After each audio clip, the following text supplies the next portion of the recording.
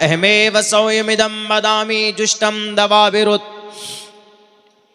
कि ईश्वर के तरफ से जो ईशवानी होती है बंदे के तरफ, इतना तो है कि ईश्वर के तरफ ईशवानी होती है, लेकिन वेद ही ईशवानी है, ईश्वर का कलाम है, ये कहीं पर सबूत नहीं।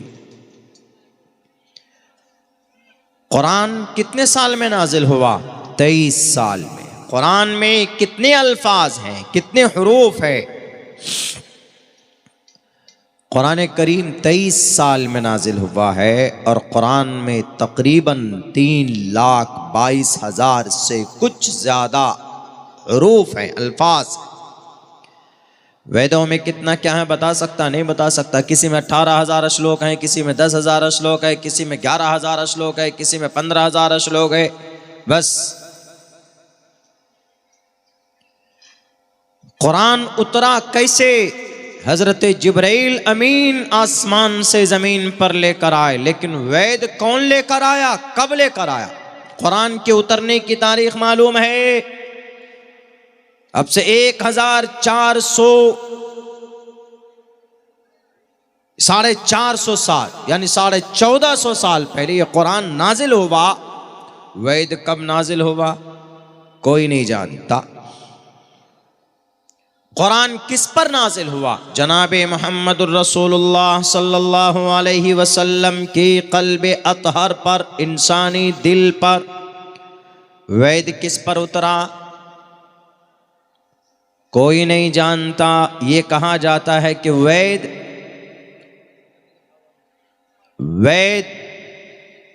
वेद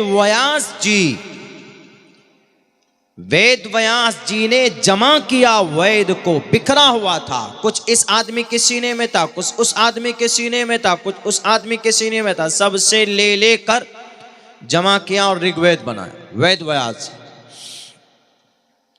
उन आदमी के सीने पे कहां से आया पता नहीं, कब आया पता नहीं। देखिए कितना झोल है मामला। और कुरान वाज़ेह, कौन लेकर आया? जिब्राइल अमीन। नज़ल बिहिर रूहुल अमीन, जिब्राइल अमीन आसमान से जमीन पर लेकर आए। अला क़ल्बिक, जनाबे मोहम्मदुर रसूलुल्लाह के क़ल्बे अतहर पर, दिल पर कुरान है। ये देखिए कुरान अपना सब कुछ पेश करता है। और कुरान की क्वालिटी क्या है? कुरान की क्वालिटी वो है जो कुरान खुद पेश करता है कि मैं ब्रांड हूं, ब्रांड हूं। अलिफ लाम मीम ज़ालिकल किताबु ला रैब फीह, ये किताब ऐसी है जिसमें कोई शक नहीं।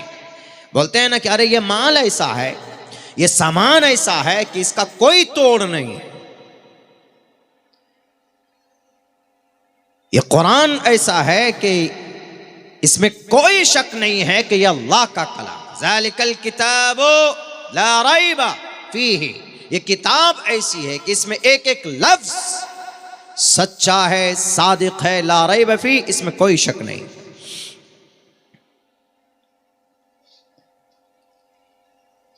कुरान के एक हर्फ पढ़ने पर 10 नेकी है। मन क़रा हरफन मिन किताबिल्लाह फलहु बिही हसनतुन वल हसनतु बिअशरि अम्सालिहा। अल्लाह के नबी फरमाते हैं कि अगर कुरान का कोई एक हर्फ पढ़ता है तो उसको 1 नेकी मिलती है, यानी 10 गुना अजर उसका बढ़ा कर दिया जाता है, यानी 10 नेकी। एक हर्फ पर 10 नेकी। अगर कोई पढ़ता है अलिफ लाम मीम ज़ालिकल किताबु ला रैब फीह, अलिफ लाम मीम, देयर आर 3 वर्ड्स, 3 लफ्ज हैं। अलिफ अलग, लाम अलग, मीम अलग, 30 नेकी मिल गई उसको। वेद का कोई लफ्ज, कोई मंत्र, कोई श्लोक पढ़ने पर कोई नेकी है? कुरान का पहली आयत अल्हम्दुलिल्लाहि रब्बिल आलमीन, नेकी मिल गई आपको। इसमें जितने लफ्ज हैं इसको 10 से मल्टीप्लाई कीजिए, आपको कितनी सारी नेकी मिल गई।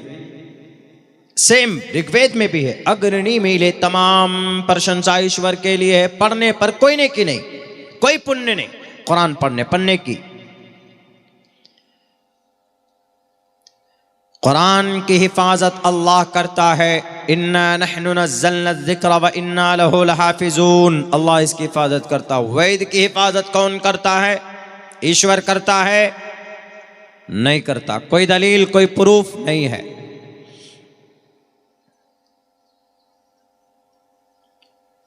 कुरान करीम बदला पिछले 1450 साल में। कोई लफ्ज इधर से उधर हुआ, कोई सूरत की तरतीब बदली, कोई पारा एक पारा कोई सूरत इधर से उधर उठाकर किया गया, नहीं। जो तरतीब में बनी ये तरतीब अल्लाह के नबी अलैहिस्सलाम के इशारे पर, उसके बाद से लेकर आज तक उसी तरतीब में मुसव्वदे की शक्ल में, किताबी शक्ल में जो हमारे पास है उसी शक्ल में है। इसमें कोई तब्दीली नहीं हुई। जर्मन के ईसाई पादरियों ने, पादरी मतलब उनके मुफ्ती लोग, उनके मौलाना साहब, पादरी ईसाइयों के, पादरी का मतलब, जर्मन में ईसाई पादरियों ने कहा कि अरे हम लोग बाइबल को मानते हैं ना, जरा जमा करो तो बाइबल, यूनानी जुबान की बाइबल, यूनानी जुबान, जरा बाइबल को जमा करो। उन्होंने बाइबल के नुस्खे जमा किए सब। नुस्खा मतलब उसका पीस, जैसे कुरान का एक अलग पीस है, फिर दूसरा पीस, दूसरा, तीसरा, चौथा, मुसव्वदा उसको बोलते हैं अगर उर्दू में समझना हो तो। 3 साल तक तमाम बाइबल को पढ़ा, इसको पढ़ा, फिर दूसरे को पढ़ा, तीसरे को पढ़ा, चौथे को पढ़ा। तो 3 साल की रिसर्च के बाद क्या कहता है? जर्मनी ईसाई जर्मन पादरी कहता है इन बाइबल में 2 लाख अल्फाज बदले हुए हैं, मैच नहीं करते। यानी जैसे मिसाल के तौर पर there is no god, non god but one God. एक जुज में है तो दूसरे गुट में वो है ही नहीं, गायब है। पहले जुज में है ही has no father no mother, तो दूसरे जुज में देखा तो वो है ही नहीं, बदला हुआ। जैसे कुरान में आप इस बस्ती का कुरान उठाइए, इस बस्ती में जो कुरान है इसमें आप, कोई कहेगा कि सूरह फातिहा पढ़ो, सूरत शुरू करो तो वो पढ़ेगा औज़ बिल्लाह बिस्मिल्लाह के बाद अल्हम्दुलिल्लाहि रब्बिल आलमीन, फिर अलिफ लाम मीम ज़ालिकल किताब, ऐसे पढ़ेगा तरतीब। दूसरी बस्ती का कुरान लाओ जी, तो वहां पर भी आपको वही मिलेगा, सूरह फातिहा, फिर सूरह बकरा, फिर आगे या सूरह आल इमरान, फिर सूरह निसा, इसी तरह सूरह माइदा, चलते चले जाएंगे आप, कोई तब्दीली नहीं होगी। दुनिया के किसी भी बस्ती का कुरान, दुनिया के किसी भी मुल्क का कुरान लेकर आइए, वही तरतीब है पूरी दुनिया में। लेकिन जर्मन ईसाई पादरियों ने कहा अल्फाज बदले हुए हैं, तब्दील है। उसके बाद उन्होंने पूरी दुनिया से 42,000 कुरान मंगाया, 42,000 कुरान, और कहा इस पर रिसर्च करो। 2 साल उस पर रिसर्च किया, पढ़ा, पढ़ते पढ़ते 2-3 साल के बाद में कहता है कि ये किताब, बाइबल में तो 2 लाख अल्फाज की गड़बड़ी है, लेकिन ये किताब ऐसी है जिसमें एक भी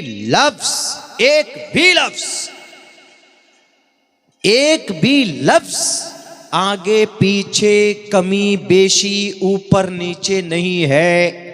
जो नुक्ता जहां पर है वहीं पर है। 40,000, 42,000, बताइए, यह है कुरान। ये किताब हमारे पास है,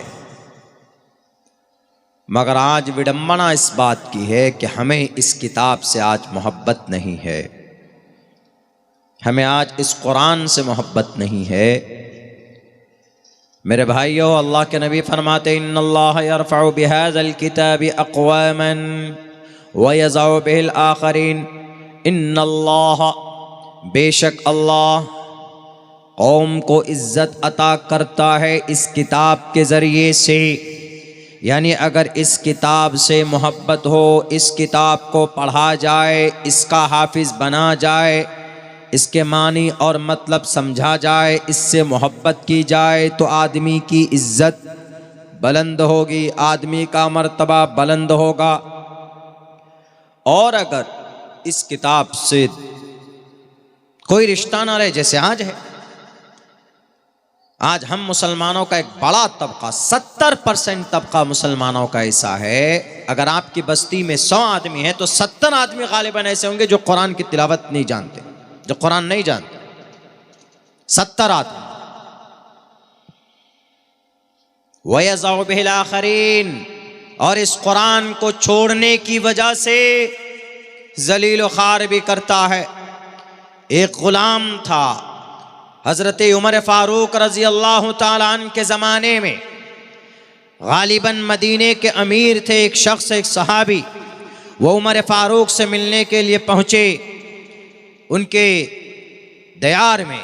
उमर फारूक रजी अल्लाह ताला अन्हु ने कहा, अरे तुमको अमीर बनाया था, तुम तो पंचायत के सरपंच थे, मुखिया थे, तुम अपने पंचायत को छोड़कर तुम दिल्ली घूम रहे हो, तुम्हारा पंचायत का ख्याल कौन रख रहा है? कहा कि अमीरुल मोमिनीन एक गुलाम है, उसको मैंने दे दिया। कहा गुलाम? गुलाम पंचायत को संभालेगा? उन्होंने कहा कि वो सिर्फ गुलाम नहीं है या अमीरुल मोमिनीन, वो गुलाम होने के साथ साथ हाफिज कुरान है।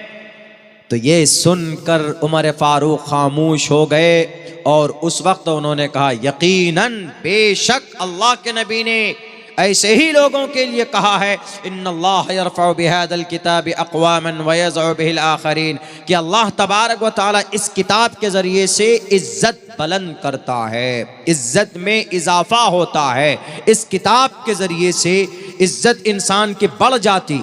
एक ग़ुलाम है मगर हाफिज कुरान है, उसको अमारत की गद्दी पर बैठाए, यानी उसको अमीर बनाया। बताइए, ये इस कुरान की ताकत है, ये इस कुरान का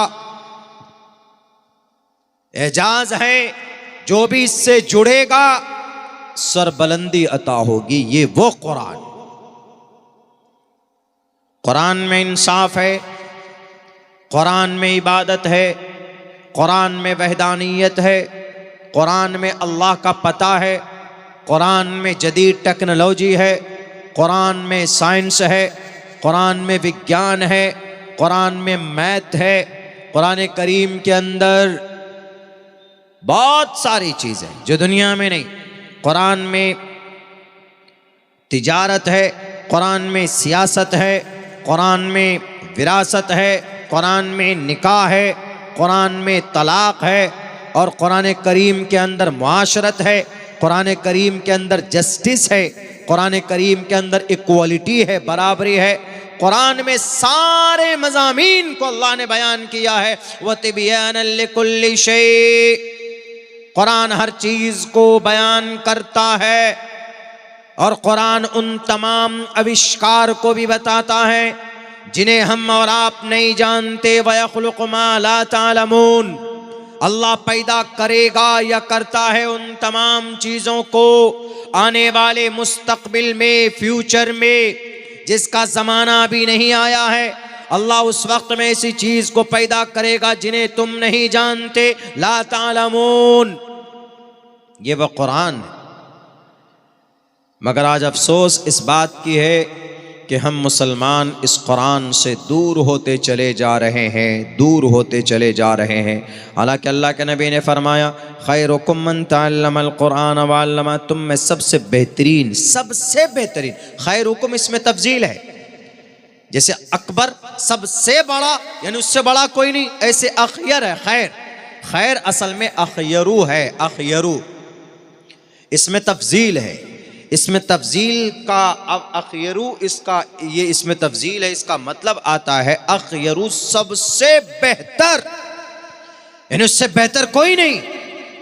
खैरुकुम, तुम में सबसे बेहतर वो इंसान है मन तअल्लमल कुरान व अल्लमा, जो खुद कुरान सीखता है और दूसरों को सिखाता है। उससे बेहतर कोई नहीं।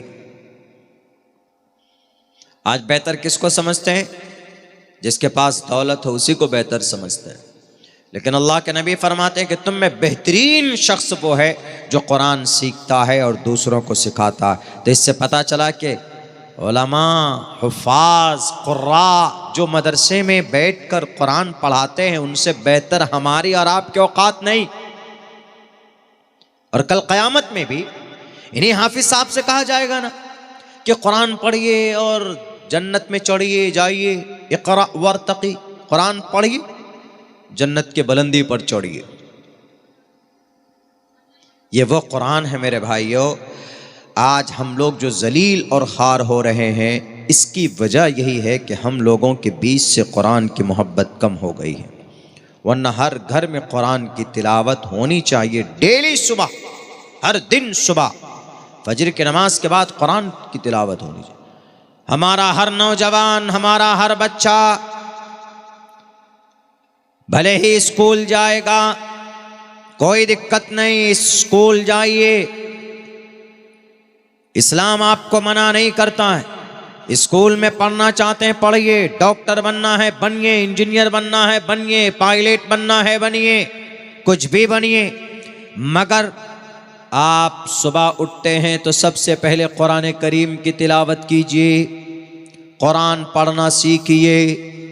कुरान की तिलावत कैसे करते हैं? उलमा के पास जाइए, मस्जिद के इमाम साहब के पास जाइए, दर्स में बैठिए।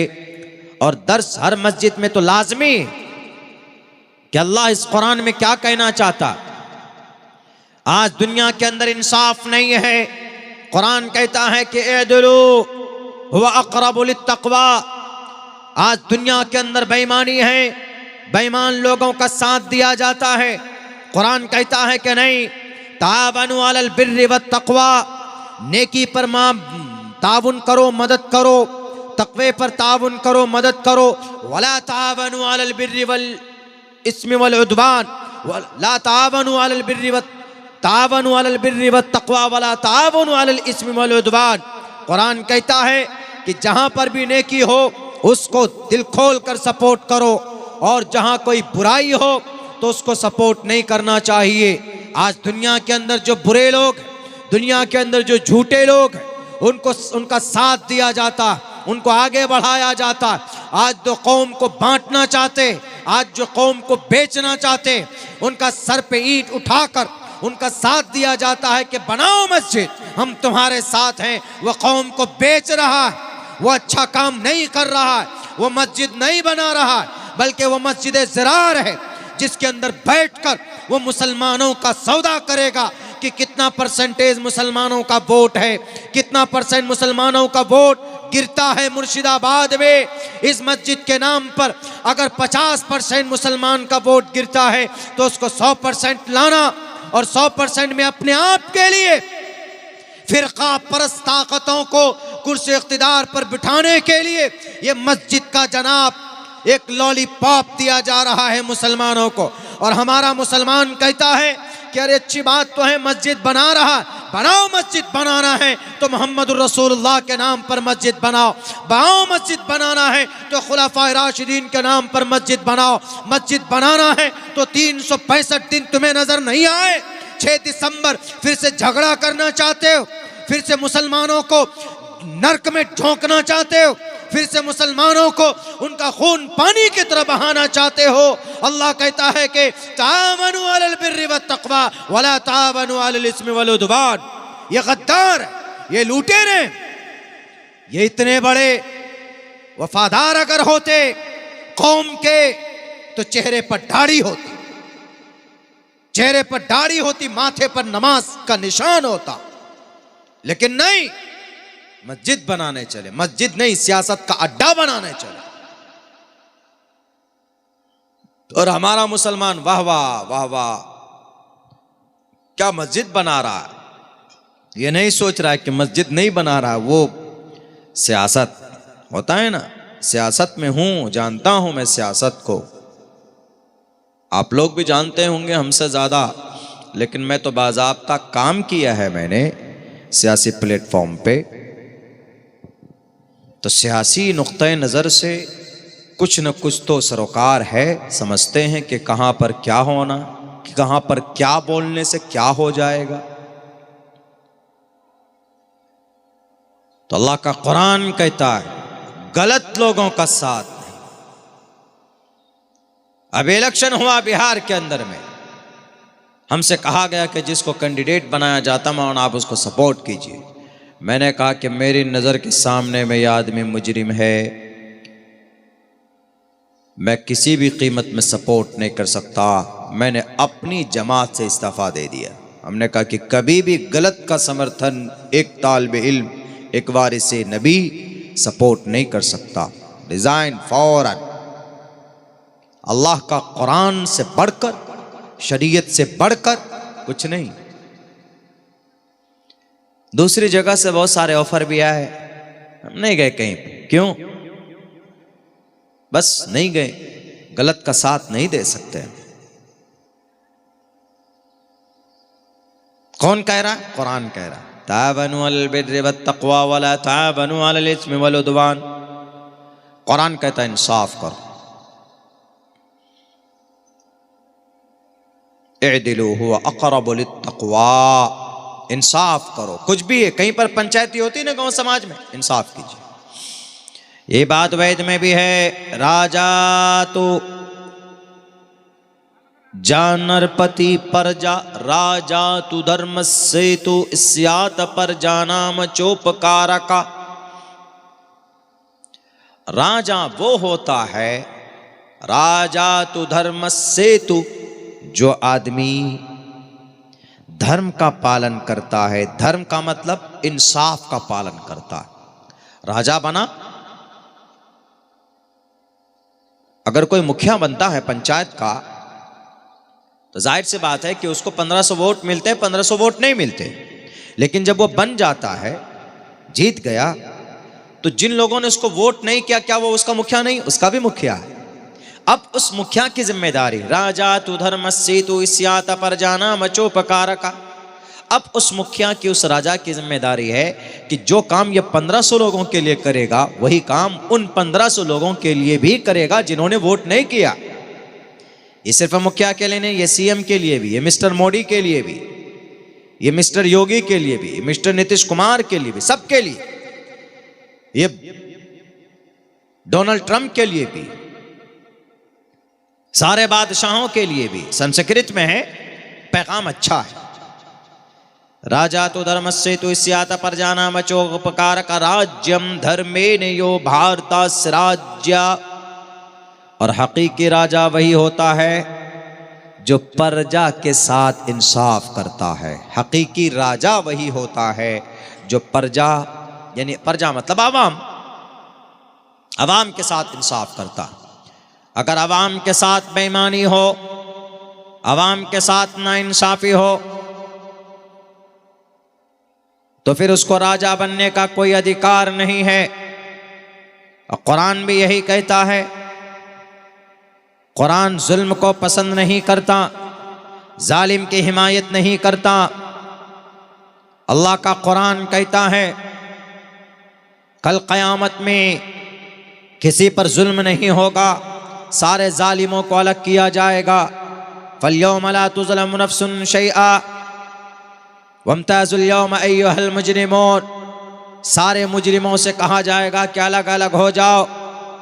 अल्लाह तबारक व तआला की ज़ात, वमा रब्बुका बिज़ल्लामिल लिल अबीद। अल्लाह तमाम बादशाहों का बादशाह है, वो अपने किसी बंदे पर जुल्म नहीं करता। कुरान जुल्म की मखालफत करता है। जब कुरान मखालफत करता है तो फिर जुल्म को कैसे पसंद किया जा सकता है? इसीलिए दुनिया के तमाम बादशाहों को इस कुरान से प्रेरणा लेना चाहिए कि निज़ाम सिस्टम दुनिया का क्या होना चाहिए। श्रीमद् भगवत गीता में पैगाम ज़रूर है, लेकिन हमारे लिए जो रोल मॉडल है, जो हमारे लिए रहबर है, मशाले राह है, वो हमारा कुरान है, दुनिया की और किताबें नहीं है। हाँ, दुनिया की और किताबों का रेफरेंस मैं इसलिए देता हूँ, हवाला इसलिए देता हूँ, चूँकि उनके किताब के मानने वाले ही उनके किताब के विरुद्ध जाते हैं, मखालफत करते हैं। मेरे भाइयों, आजकल आदमी बादशाह बनता है, कुर्सी पर बैठता है, जुल्म शुरू हो जाता। आज आपके इस कुरान की तालीम पर पाबंदी, उत्तराखंड में 213-14 मदरसे अभी बंद किए गए, सील कर दिए गए। जैसे छोटे छोटे मदरसे हैं ना, बंद कर दिए गए। आसाम के अंदर भी 1500 यानी 1303 मदरसे स्कूल में बदल दिए गए। क्या ये बादशाहों का एक मकतबे फिक, एक मजहब के मानने वाले जो मुसलमान हैं अपना ग्रंथ कुरान करीम पढ़ाते हैं, क्या ये मुसलमान इनके खिलाफ नहीं है, इनके दिल आज़ारी नहीं है? बिल्कुल है। अल्लाह के नबी अलैहिस्सलातु वस्सलाम जब मक्का से मदीना गए, जब आप मदीने में पहुँचे तो वहाँ कुछ यहूदी आप अलैहिस्सलातु वस्सलाम के पास आए और आकर कहने लगे कि ए नबी, हम आपसे मुआदा करते, हम आपसे गठबंधन करते, हम आपसे कभी जंग नहीं करेंगे, आपका मजहब आपके लिए, हमारा मजहब हमारे लिए। आप अलैहिस्सलाम ने उनसे मुआदा किया, आपने उनको उनके मजहब पर अमल करने की आज़ादी दी। मोहम्मद रसूलुल्लाह ने खुली छूट दी। मोहम्मद ने कहा कि तुम अपने मजहब पर अमल करो, लेकिन यह है कि बगावत मत करना। लेकिन उनमें से कुछ यहूदी बागी बन गए अंदरूनी एतबार से। तब जाकर कुरान करीम की आयत नाजिल हुई, फ़क़्तुलुल मुशरिकीन हैसु वजदतुमूहुम, जहां पाओ इन नालायकों को उनकी गर्दन मार दो, इसलिए कि वो मुजरिम है। यही है इस आयत का मतलब। लेकिन इस आयत का मतलब गलत पेश करके कुरान को जिहादी बताया जाता है। कुरान जहां पढ़ाया जाता उन मदरसों को बंद किया जाता। एक इमाम साहब उत्तराखंड के अंदर अपने घर के ऊपर छत पे बच्चों को कुरान की तालीम दे रहे थे, कुरान सिखाने की नूरानी कायदा पढ़ा रहे थे। तख्ती नंबर 1, 2, 3, 4 जो कुरान करीम पढ़ाने का बेसिक तरीका होता है, जो मेथड है, वो पढ़ा रहे थे। सरकार के लोग आकर कहा कि दिखाओ क्या पढ़ा रहा है, ये छोटे छोटे बच्चे हैं, इनको तुम जिहादी बना रहे हो, ये कौन सा लिटरेचर है? नूरानी कायदा को लिटरेचर। कुरान करीम सूरह फातिहा अम्मा पारा देखते 30वें पारे के अंदर में ये क्या लिखा है? इसके अंदर में तो जिहाद के आदेश है। जानता कुछ है नहीं कमबख्त। हम लोग मदरसे में 9 साल तक चटाई पर बैठ बैठ कर हम लोगों ने अपने टखने को, घुटने को रगड़ कर बाल ला दिया उस पर, तब जाकर हम हाफिज कुरान बने। और ये 9 मिनट नहीं हुआ। ओ जिहादी वर्ड है। कुरान को उसके एक एक लफ्ज को समझने के लिए कई साल मदरसे में खर्च करना पड़ता, नौ सर्फ पढ़ना पड़ता, तब जाकर आपको किसी सूरत का आप तर्जमा कर सकते हैं। You are able to translate from the Arabic to the Hindi. अल्हम्दुलिल्लाह रब्बिल आलमीन। तर्जमा क्या करेंगे? अल्हम्दु का मतलब तारीफ करना, लिल्लाह अल्लाह के लिए, लाम हर्फ जार, रब्बिल आलमीन रब पालनहार को बोलते हैं। रब्बिल आलमीन तमाम दोनों जहान का, रब्बुल आलमीन मुरक्कब इजाफी, रब मुजाफ अल आलमीन मुजाफ इलैह, मुजाफ इलैह से मिलकर कुछ बनता। ये सारी चीजें कहां से आती? जब आदमी अरबिक पढ़ता, एक एक लफ्ज का मतलब समझ में आएगा और फिर उसको तरकीब करेंगे, तब उसका मतलब और मानी लोगों के सामने पेश किया जाता। लेकिन ये खड़े होकर पेशाब करने वाले पुष्कर धामी के ये गुर्गे, ये चेले, 9 मिनट नहीं हुआ, ओहो कुरान करीम की ये क्या है? ये जिहादी वर्ड है, ये जिहादी लफ्ज है। पूरे मदरसे को, ये पूरे घर को, इमाम साहब के बेचारे को घर को सील कर दिया ये कहकर कि यहां कुरान पढ़ाया जाता। ये जालिम नहीं है तो क्या है? ये जुल्म नहीं है तो क्या है? मगर मुसलमानों, ऐसा मामला, ऐसे हालात पूरे भारत में होने वाले हैं। हमारे बिहार में भी होने वाला है, उत्तर प्रदेश में तो हो रहा है। उत्तर प्रदेश में साजिशें चल रही है, मदरसे की चेकिंग हो रही है। ये हमारा कुरान वो किताब है जिसमें सारे समस्या का समाधान है। मैं उन तमाम लोगों से कहना चाहता हूँ जो लोग इस कुरान करीम का विरोध कर रहे हैं, आइए देखिए, पढ़िए, इस कुरान में सारे समस्या का समाधान है जी, सारे समस्या। आदमी जन्नत कैसे जाएगा? कुरान बताता, वनहन नफ्स अनिल हवा फइन्नल जन्नत हियल मअवा। जो ख्वाहिश नफ्स की पैरवी न करे, वनहन नफ्स अनिल हवा, जो नफ्स को रोकता है ख्वाहिश से, शराब पीने से, नमाज छोड़ने से, ज़कात न देने से रोकता, नेकी पर उभारता। वनहन नफ्स अनिल हवा फइन्नल जन्नत हियल मअवा, जन्नत उसका ठिकाना है। कितना अच्छा पैगाम।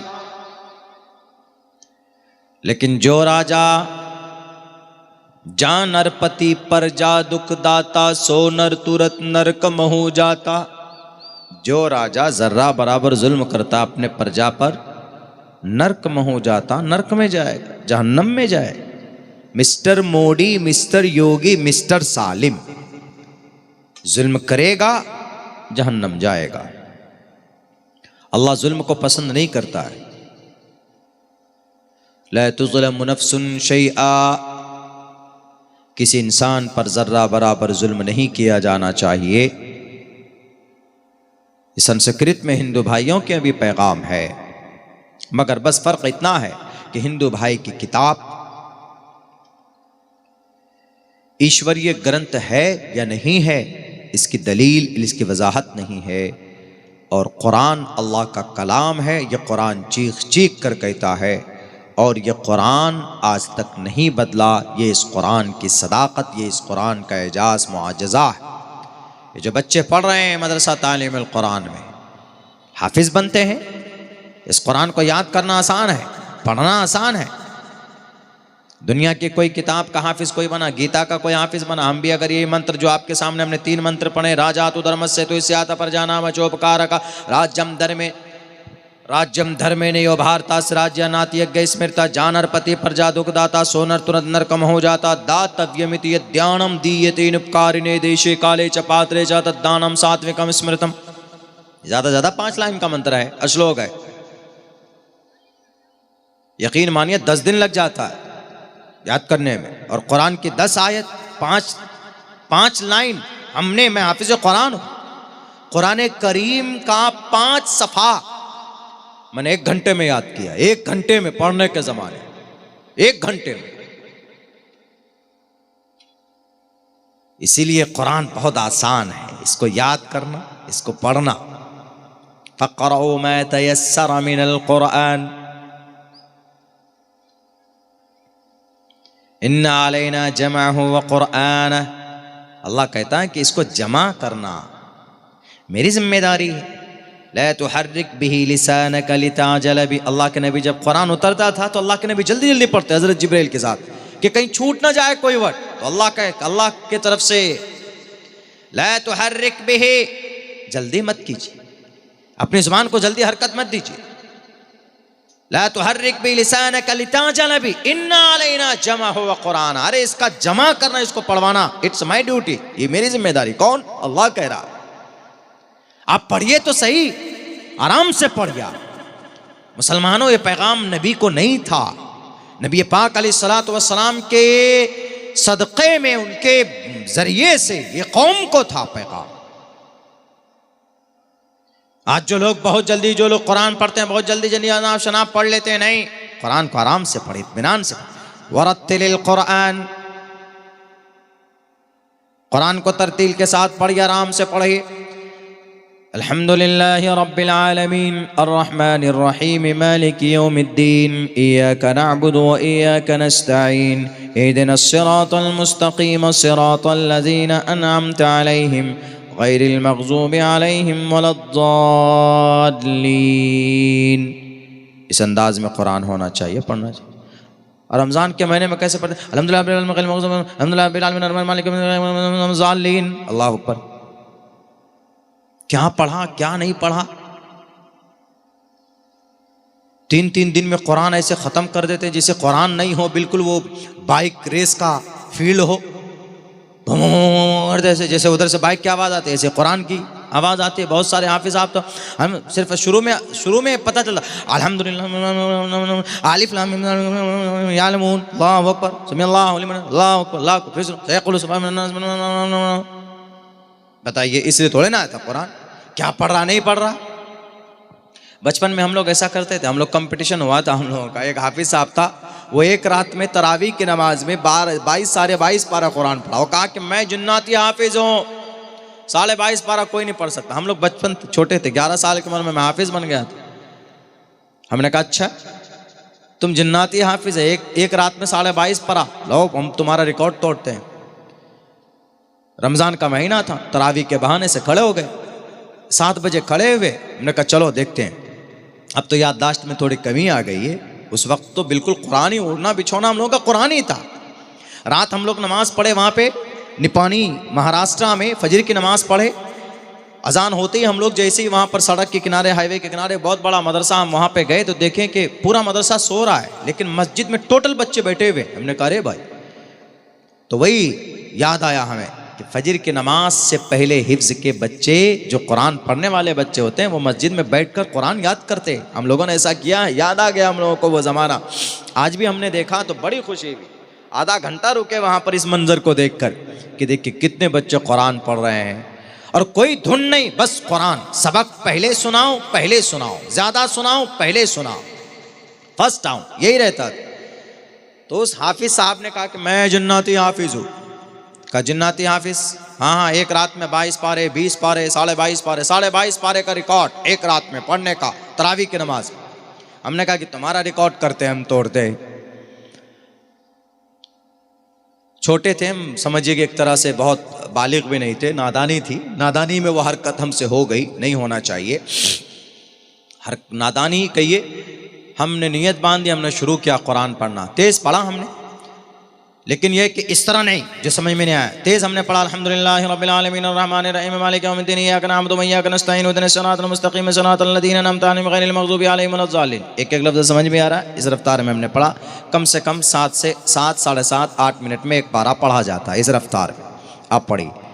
तो हमने पहली रकात में पढ़े, हमने 6 रकात, 6 पारे पहली रकात में। 30 आदमी खड़े हुए थे, 19 बचे, बाकी सब भाग गए। दूसरी रकात में 3 पढ़े, 2 रकात में 9 पारे हो गए थे हमारे। यानी आखिर वक्त तक, सहरी का जो वक्त होता है, अजान से कुछ देर पहले, 10 मिनट पहले तक पढ़ते रहे पूरी रात। मतलब जैसे पढ़ा, 2 रकात पढ़ा, हम लोगों ने स्टे कर लिया, गैप कर लिया, 20 मिनट 25 मिनट चाय पी रहे, कर रहे, फिर चलो जी, फिर शुरू, वैसा होता था। तो हम लोग सहरी के लास्ट वक्त तक पहले दिन में 23.5 पढ़ लिया था। हमने कहा कहाँ गया जन्नती हाफिज। तो ये नादानी हम लोग करते थे उस वक्त में। लेकिन कुरान इस तरह पढ़ने की चीज़ नहीं, कुरान आराम से पढ़िए, इत्मीनान से पढ़िए। जैसा मैंने आपको पढ़ के सुनाया, कुरान 3 तरीके से पढ़ा जाता है, तरतील, तदवीर, हदर। तरतील तो वो पढ़ते हैं जैसे कारी लोग पढ़ते हैं अल्हम्दुलिल्लाहि रब्बिल आलमीन, इत्मीनान से, तरतीलन। तदवीर और थोड़ा आराम आराम से पढ़ते हैं। एक हदर है, अब कारी अब्दुल रहमान अस्सुदैस जैसे पढ़ते हैं, वो हदर है, सुनने में मज़ा आता। आपको अगर नींद नहीं आती है ना, तो आप कुरान लेकर बैठ जाइए, पढ़िए, 5 मिनट में नींद आ जाएगी आपको। कितनों बेचैन क्यों नहीं है, मस्जिद में इमाम साहब जब खुतबा देते हैं, देख लीजिए कैसी नींद आती है वहाँ पर, कितना सुकून मिलता है। ये सब प्रैक्टिकली चीज़ है। मेरे कैफ मेरे भाइयों, मैं इतना बोलने के बाद भी मैं अभी तक गर्म नहीं हुआ हूँ। क्यों? ठंडा ही इतना है, वरना पसीने आ जाते हैं। बैटरी गर्म ही नहीं हो रही है ठंड की वजह से, इतना ठंडा है कि बदन पूरा ठंडा ही ठंडा है। मगर फिर भी नाजिम साहब ने बहुत अच्छा प्रोग्राम किया। तो मेरे भाइयों, कुरान और वैद के ताल्लुक़ से बहुत सारी वो बातें जो हम लोग नहीं जानते थे, आज जानने को मिला है। वरना अक्सर बातें तो होती रहती है कि कुरान अल्लाह का कलाम है, जो मुसद्दक़ है, जो लाशक है, लारैब है। बाकी दुनिया की और किताबें बेबुनियाद हैं, उनकी कोई हकीकत, कोई अहमियत कुरान के सामने नहीं है। बस ये समझकर कुरान से रिश्ता मजबूत कीजिए। जहाँ कुरान की तालीम होती है, उन जगहों को आबाद कीजिए, उन जगहों में सपोर्ट कीजिए, उन जगहों को आगे बढ़ाइए। वहाँ पर जितने भी मेहनत करने वाले लोग हैं, उनको हिम्मत दीजिए। और अपने बच्चे को भले ही स्कूल आप पढ़ाएं, मना नहीं, लेकिन बिफोर स्कूल से पहले अपने बच्चे को कुरान की और अकीदे की तालीम ज़रूर दीजिए। पहले अकीदा, वहदानियत, खुदा, जैसे आजकल डिबेट हो रहे हैं ना कि खुदा है भी या नहीं, इस पर भी आप वो हो गया कि खुदा है कि नहीं है। हमारे पास में एक स्टूडेंट आया कि खुदा हमारा स्टूडेंट, हमारे ही पढ़ाया हुआ स्टूडेंट हमारे पास आया कि खुदा है कि नहीं। हमने कहा खुदा है। बोला दिखाइए। तो हमने कहा इधर आओ, पास में बैठो। जोर से एक थप्पड़ मारो। बोला ऊ। हमने कहा क्यों? बोला दर्द हुआ, आपने मारा क्यों मुझे? हमने कहा कि दर्द हुआ? बोला हाँ। हमने कहा दिखाओ है दर्द कहां? दर्द दिखता है? नहीं दिखता, लेकिन होता है ना। तो ऐसे ही खुदा है लेकिन नहीं दिखता।